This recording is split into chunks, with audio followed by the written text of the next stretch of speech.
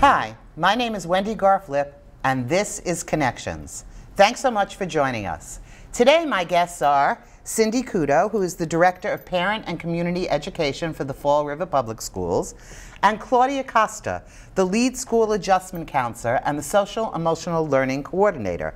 And that's what we're going to talk about today. So let's start off. What is social emotional learning? Social emotional learning is the process where children and adults are understanding and are able to manage their emotions. It's having positive relationships. It's being able to understand empathy and show empathy. It's setting and achieving good positive goals and making good decisions as well. So why do we need social emotional learning? Isn't math and social studies enough? It's teaching the whole child, right? So we're not just looking at math and English. We're teaching students. We're teaching students how to socialize with the other students, how to have empathy for someone who's going through something, and also to be able to process what they're going through as well too, in a way that we're teaching the student, the whole student. Really getting them to feel their emotions and naming their emotions so that they can then deal with those emotions. Really teaching those skills to deal with things like anxiety and just social phobias or any kind of stress that comes their way. Right, I understand that there are 7 categories of social emotional learning. I brought a little cheat sheet. You want me to do them? Sure. Okay, so self-awareness, understanding your strengths, your limitations, and your desire for self-improvement, for making things better. Right. Self-management, being able to control your emotions, and we're going to talk a little bit about this later. Social awareness, the ability to interact with someone else, connect with someone else. Relationship skills, how to function in particular situations when there are other children, when there are adults, and to have positive connections with other people. Goal-directed behavior, understanding how to complete tasks and do various tasks. Personal responsibility, being responsible for what you do and the consequences that follow. Decision-making, being able to make decisions, to make good, positive decisions that will impact you, and taking responsibility for the decisions that you make, and optimistic thinking, being hopeful and positive. So all these things seem like they should come natural, but they're not anymore. Do we know why? Do we have any clue about why we need such support for social emotional learning in our school systems? I think sometimes students, they feel something and they can't identify what that feeling is, and then when they can't identify what that feeling is, they don't always know how to react to that feeling. So I think it's important for us to help students label, identify what they're feeling, and also talk about what are ways that we can process some of that. So it's being self-aware, but then being able to self-manage those emotions. Right.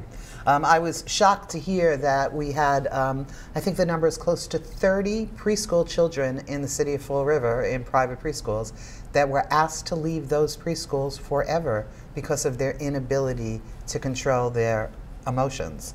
And that seems to be a really big thing. So what happens now to that child? That child is not going to be in preschool for 3-year-old and 4-year-old class unless they can hopefully get into another. And then they're going to come to kindergarten, to you guys, and they're already at a deficit in having learned how to control your emotions. So I guess the school made some really great decisions to be able to look at social emotional learning, and you guys have a new curriculum, correct? We do. We're very excited. So let's hear about it. So I'll let you start because she started the process last year on this. Yes, we're so excited. So our new curriculum is the Choose Love curriculum. It's a social emotional curriculum that teaches all ages, so even before preschool to 12th grade and beyond. It has community component, collateral component, family component where parents can even learn all about it at home. And it's aligned with the Castle model. Exactly. So all those components that you just listed, our curriculum is aligned to make sure we are teaching our students in all those categories as well. Yep. Excellent. So the Choose Love curriculum came from a parent of one of the victims of Sandy Hook, Scarlett Lewis. So Scarlett very early on thought, you know, I need to do something to help manage this in schools, to really get the skills to those students who need help, who are asking for help. So what she did was she brought together a team of educators and therapists and social workers to create this curriculum. So this curriculum is free to all, so any school can go on and just train. All the training is free, online. Parents can go in, community partners can go in. Everything is super easy and accessible. So each program, each grade level has a number of curriculum that they can use, so they can choose. So at this point we're choosing to use like 4, 5, 6, per semester, per pillar, and each grade level is using that, but it's all uniform. So a student in kindergarten is using the same types of language as somebody in 12th grade. And how amazing is that when they're going home? But it's developmentally appropriate. Exactly. So we'll be talking about what does it mean to have courage. We'll be talking about that with the younger kids. Middle school and high school, but we'll go a little bit more in depth with the high school students. Having a brave breath in our first pillar, which was courage, which was really going at challenging yourself and doing something that is hard to do, that you might have some worries about. So the younger kids, they're doing brave breaths. Okay, so let's talk a little bit about brave breaths, okay? They stand like Superman, is so my that's the understanding, brave right? pose. So not only do you have a brave breath, but you could do a brave pose as well too. So it's really teaching the kids, putting their one hand on your belly, right underneath your rib cage, the other hand by your heart, taking a couple of slow, deep breaths in, close your eyes if you can, and just let go. And we practice that on a regular basis with our young little kids, just to slow down everything else that might be going on, and to really just slow our thoughts and our worries, to just make sure that we are managing our emotions. So where you might have the older kids, they have a mindful minute. So it's within that same concept, but it's appropriate for the older kids. So it's exciting to see. You might have our little kids doing our brave breath with our brave pose, but you might also have our older kids doing a mindful minute. So, and I have to say that United Neighbors runs a lot of different meetings, so we have adapted the practice. And we are starting all our meetings with 4 brave breaths. Thank you. And what's very interesting is that we're getting more done at our meetings, because everybody takes a moment to center themselves and be mindful of we're in the room together and this is our discussion. So that's a great example of how something that's going on in the school can move itself into the community and in your home and all kinds of things like that. That's amazing. I mean, what it does is it slows down everything else that you might be worried about, because now you're focusing on your breath and you're feeling it as well too. So whatever a kid might be coming in with, and in that beginning of that class, they're made to slow everything, stop everything down, and do what's natural, which is breathe. And we recently had a parent come up to us at one of our events and said that her son came home and she was really stressed out after work, and he said, "Mom, I think you need to do your brave breaths." And she actually did it with him, and she's like, we use it all the time now. It makes a difference. It's amazing. I know when I have anxiety, my husband always says to me, breathe. Yeah, breathe. Exactly. So to be proactive and start your activity that way, you're already ahead of the game. That is terrific. Throughout all of the lessons too, there's a breathing component as well too. So it's not just during courage. There's a forgiveness breath as well too. There's a gratitude breath, right? So and it guides. So it's all listed in there. So for some teachers that might not be comfortable, it's guided in a way they could just read through it, and the more they do it, the more comfortable they will be with it. Fabulous. So there's always that component of stop, let's breathe, let's manage our emotions and take that moment. Right. Sometimes we live in a very frenetic world, and things are coming at us all different ways, so this is a good way to sort of center. So you mentioned gratitude and forgiveness, so I understand that there are 4 pillars of the curriculum. So can you talk to that about what those pillars are? So the first pillar, the first pillar is our courage pillar, which we went into for the first 45 days. We broke it up into we have the 180 days in our school year, so we're given each pillar about 45 days. So we have done courage, which was so exciting. Brave breaths, brave poses, and all that great stuff. And we went into gratitude. We just finished our gratitude. We just had our gratitude award ceremony just this past Friday.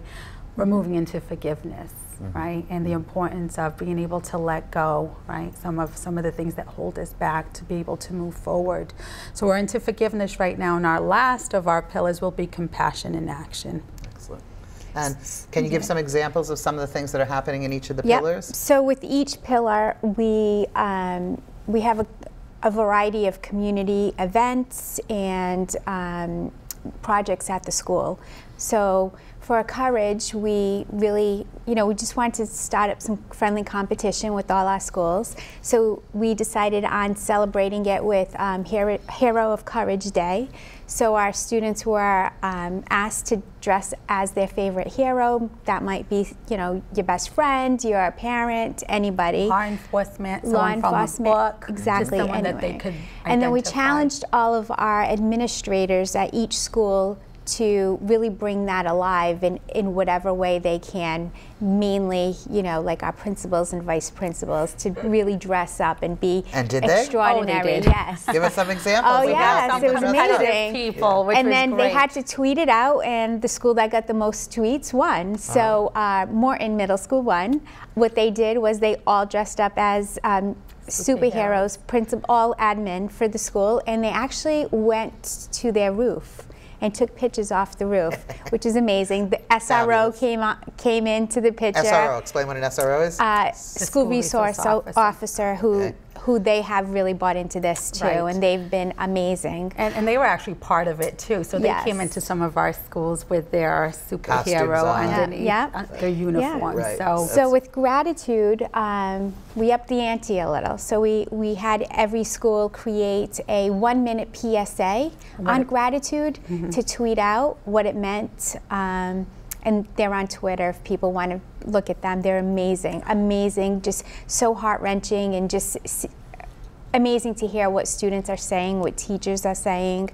Our SROs did make their own, so that was great to just really see the community now, just buying in. It's very interesting that the curriculum is pushing all diverse people in the school system to connect educationally. It's not just happening in the classroom, but it's happening with the administrators, it's happening with the school resource officers, it's happening with community agencies. So that's an amazing plus for the Fall River School. And that's you can't just do SEL in a classroom. It has to be all day, every day, not just in the classroom, after school, with the community, with whoever.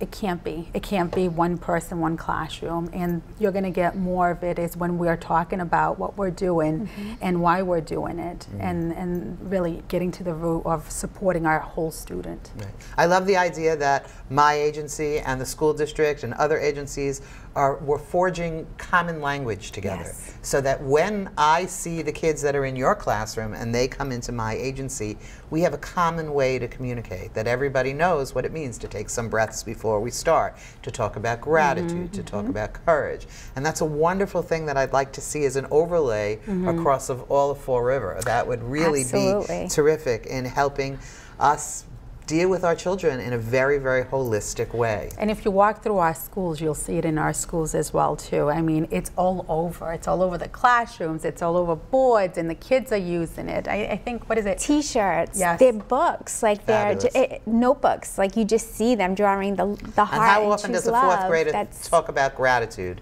if we didn't have this curriculum? Right. Yeah, and the great part of this curriculum too, there's books that are aligned to each pillar as well too. So we have some of our schools who are also now reading books that are aligned to the message that they're doing for that pillar, which is amazing. Terrific. Yeah. That's just terrific. So I know we've had some quarterly challenges and programs. So I know that there was just one recently.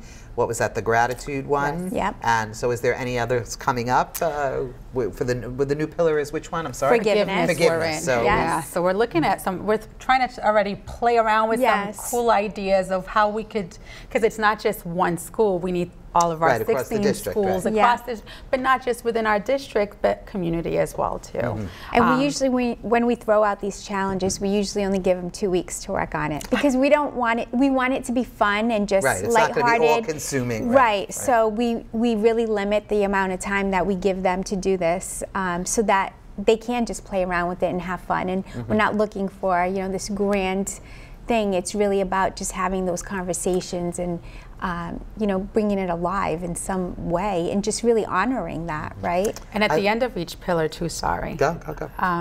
we're honoring students who exemplify that pillar. So we are asking that all of our schools, right around halfway mark, start thinking about who is it that from your school is exemplifies what courage means, who exemplifies what it means to have gratitude. And so it goes, they work as an SEL team within their schools to decide and come forth with a name, and then we honor that student and the gratitude and the families. How wonderful that you're honored not just for your academic success, but also for your character. That we live in a time where character doesn't seem to be important anymore, where people seem to not have to be nice to one another, but yet we want our kids to do that. So this is really, you know, putting action and words and giving kids power and giving the school personnel power and the community power to be able to connect in a way that will enhance our characters, our moral and ethical way of looking at the world, and become better people. Right, so absolutely. And it's a win-win across the board. Those phone calls have been super exciting for our staff when they've had to call a parent and say, your child's nominated. Oh, that must be great. For this award, and just usually tears and some crying. Look, I'd be amazing. Equally as happy to hear that my child got 100 on a spelling test and was also recognized for his ability to be brave and courageous to other students. And to represent their school for that. Correct. That's amazing. So I understand you just had a district-wide professional day that was dedicated to social emotional learning. So tell us a little about that. Yeah, so it was social emotional learning was the focus, and our keynote was actually Scarlett Lewis from the Choose Love. So her son Jesse Lewis was killed at the Sandy Hook massacre a number of years ago. I'm trying to think of 2014. 2014, and she took her grief and put it into something that is solution-focused, strengths-based, and what do we do now? So her son left her a message on her wall chalkboard that said, healing, nurturing, love. So when they looked up the meaning of that, it was really the Choose Love curriculum. So that's where that was born out of.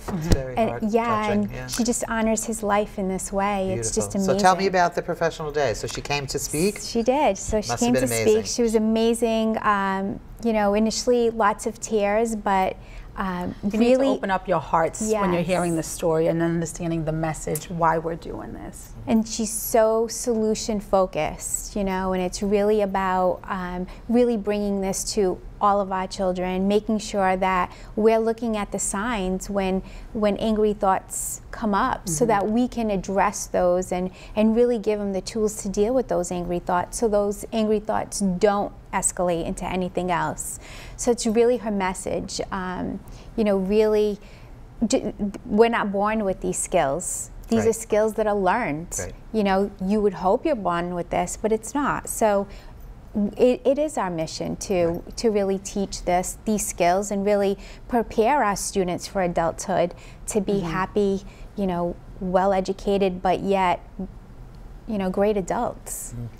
You know, we have so many school shootings now that unless it's a massive school shooting, it's not even a ripple. So sad. I mean, yesterday there was something that was the 10th or 11th thing on the news feed that comes onto my phone. But one of the things that I've seen that is the same in very many of the school shootings is that the perpetrator, people have always said, oh, he was different, or we knew something was wrong, or something was going on here. And we've never had a place where we as a community or as a school could talk about how do we fix those things? How do we stop making kids feel isolated? How do we stop making kids feel that their anger is something that just bubbles and bubbles and there's no place to let it out? And it seems to me that Choose Love is doing this in a very, very big way. So we're delighted to hear that. So tell me a little bit about what families could do. We're talking about supporting social emotional learning across the, you know, the community. So if I'm a parent of children in the schools, what could I do to help support social emotional learning? So there's actually a parent component built into this curriculum. So a parent can go right on the website. What is it, chooselove.org? Jesse Lewis Choose Love curriculum. There's the parent component. It's aligned with each lesson. And will it say like fourth grade parents of fourth graders, parents of fifth graders? So on top it'll say family, and you just click on that and it'll go through the whole training with you, and then you can look at what each pillar is and what's happening. Right. And parents don't have to create lesson plans. That's not what this is about. What this is about is finding common language, common way to deal with things, common way to recognize things, and helping your children become verbal in this new language of character and courage. Absolutely. So I encourage all of you to go Jesse Lewis chooselove.org onto that website and see what's going on. So tell me a little bit about how this is impacting on community partners, and I'll share some things from my perspective as well. So every time we're doing something, we invite everyone. Let them know this is what we're doing, because sometimes other people might have even better ideas, and we could just definitely make our small ideas into bigger ideas if it's going to benefit a larger population. So whenever we get our opportunity, we're letting people know this is what we're doing. This is our next event, just so people are aware and know the language that we're using as well too. We invite our partners within our school to let them know this is what we're addressing right now, so that they're aware of it as well too. We have a lot of partnerships with a lot of different agencies and counseling agencies, and we let them, this is what we're doing right now. So so we've had our counseling agencies really come back to us and say our therapists are using it now in session. So they're using all the same language. Students are talking about it, how they're de-stressing, what tools they're using, and really building on those tools.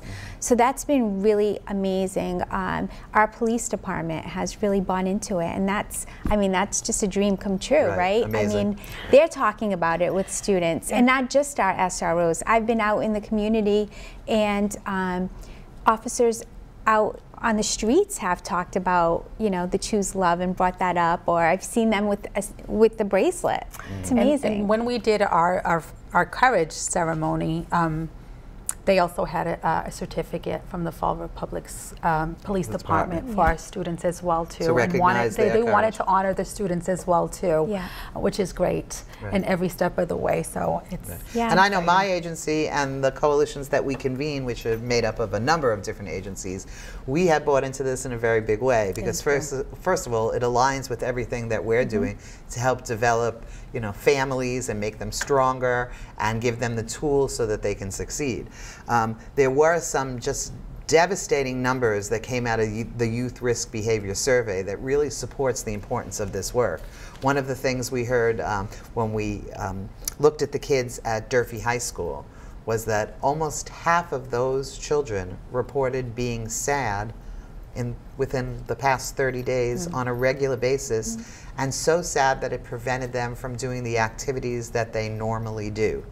So this is a pretty scary number that we have to look at. And when we sort of dug down a little deeper and began to speak to kids, we noticed that there was some things missing, and the things that were missing were the pillars that were definitely created with our children in mind. We can't expect kids not to feel sad if we don't give them the coping skills that they need to deal with the very difficult world that they're living in now. And certainly their world is much more complex than when we were in school, and the pressures that they have now are much more. So we've done a bunch of things with the social emotional learning curriculum, and one of the things we discovered that if you go to the public library in Fall River and you ask for social emotional learning books, they have a whole collection that you can borrow and read with your children, and I imagine the curriculum has books that they can do as well. There's a list right on, if you go onto the website, there's a list based on age group as well too that align. So can you give me an example of something maybe that happens in first grade, and then how it manifests, the same thing manifests itself in the high school? Like what have you done for gratitude or for courage with little kids, and how have you made that happen for older kids as well? So we can talk about just The courage. Okay, we'll start good. with courage Yeah, because that was our that's first a good one to start with.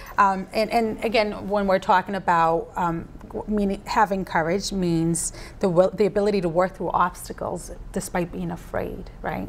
So that's going to look a little different for a little kiddo than it is for a high school student, but also being able to step back and come to what is it that we're afraid of, and what are some of the things that we can do to challenge some of that. So it's different at a little kid level than it is at the high school level, but the message is very similar. It's about facing some of those obstacles that we might have that cause some fear, and having the courage to go through that. So the process is the same. Maybe the way words, you deal with it is different, because what you might fear as a first grader would be entirely different as a 12th grader. Scarlett made a great point on Friday when she began speaking. She said, you know, I was really nervous to get on this stage, and I noticed before I came on stage, I was standing in my brave pose. I love She's like, you know, and it just comes natural now because this is what I do. Right. And I'm standing there and I'm, you know, taking my deep breaths, and I felt so much better walking on that stage. It's skills like that, you know, if you start teaching children at such a young age, they grow with these skills and they just adapt them to their age level. So sometimes people think that these things just happen. But they don't. You have to model for your kids, and not just model for your kids, you have to have the ability to talk to them and point out where they can improve the way they're, and praise them when something good is happening, and recognize the things that they're doing. So it sounds like there's amazing things happen in the school. What's the reaction of the children? Oh my goodness. We were at, I don't know if you were at that meeting with me, but we were at one of the community meetings. Right, so we have a youth empowerment committee. Right, but it was a different one, and we had students that were displaying the work at the high school level. So tell us a little bit about that. And the students were, they were just asked last minute, can you come down and just display some of your work? And I just happened to be there. I believe it was a bold meeting. And the students from the high school level were discussing some of their work, and one student says, and we're doing the Choose Love curriculum, and a lot of that means having courage and doing something you're not comfortable. And I melted, because it was, here you have this high school student not only being able to say, hey, this is what we're doing, but this is what it's done for me. It was amazing to hear, and having walked through an elementary school not that long ago, and a little kiddo having a hard time, and the school adjustment counselor, what can we do? And she, brave breath, and she stood proud and tall, and that was so amazing to see, not just knowing that it's happening, but to actually see it and hear it in action when it's unscripted, and you know, they weren't expecting me to be there.